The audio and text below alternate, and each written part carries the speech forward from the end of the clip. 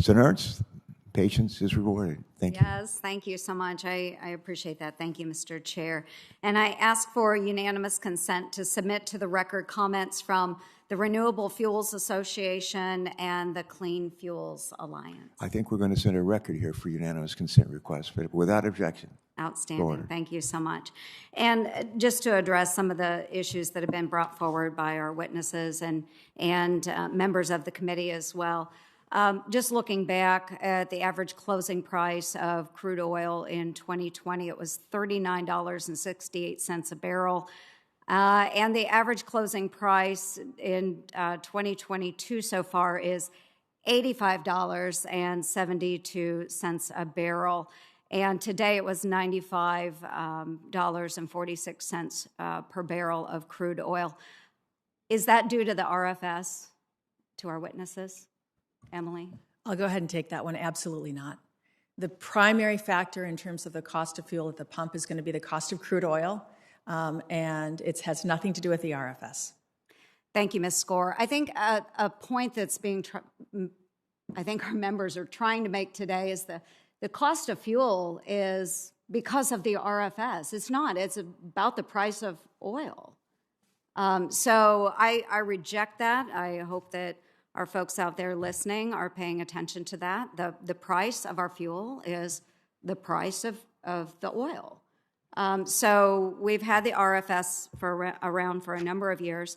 And the reason we have is because Congress asked for the RFS to be established so that we could reduce our greenhouse gas emissions.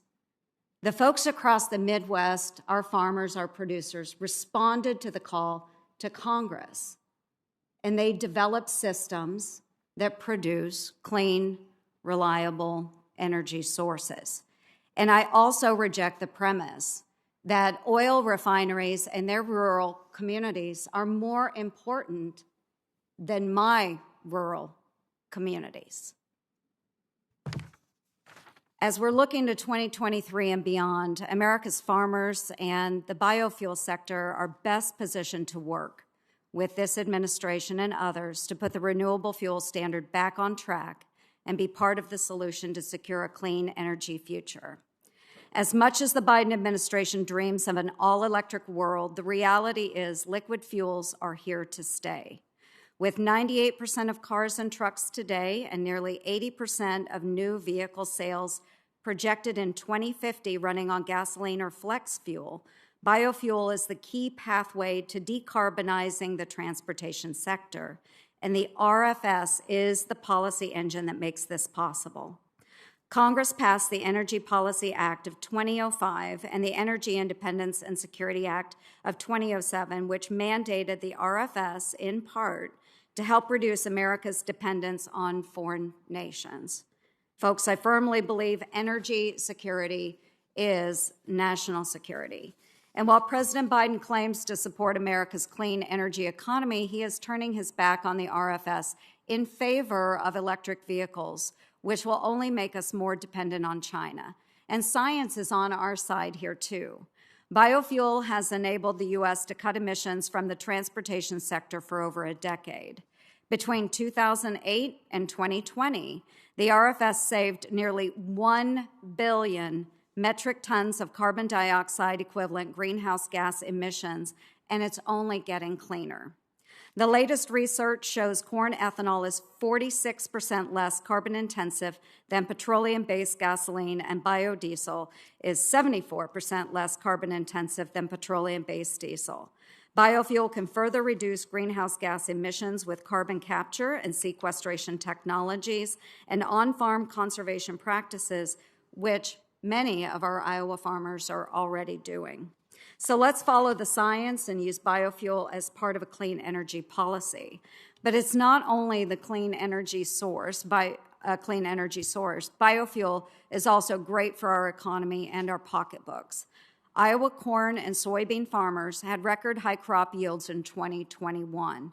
The biofuel industry accounts for over $5 billion of GDP, generates $2.6 billion of income for households, and supports nearly 46,000 jobs in Iowa alone. in my rural areas. Ethanol is also the cheapest form of fuel for consumers right now by about 50 cents. 50 cents.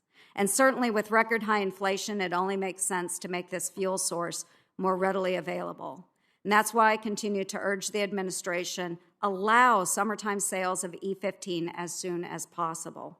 It will not only support our consumers, it'll also support the nearly 300 retail stations in Iowa who want to provide a cleaner choice at the pump. Folks, the RFS is the law, and refiners have had over 15 years to come into compliance. Blend renewable fuels or buy RINs. It's your choice. Any claim that RIN prices are increasing gas prices, it is a bunch of hogwash. Refiners claim they need exemptions because RINs cost them money, but the last 3 administrations have said RIN prices do not cause harm to refiners. Small refinery exemptions go against congressional intent, and the Supreme Court reinforced this. A strong RFS supports rural America and increases consumer access to affordable, homegrown, clean-burning biofuel today, tomorrow, and we also hope for many years to come. And thank you. I will yield back.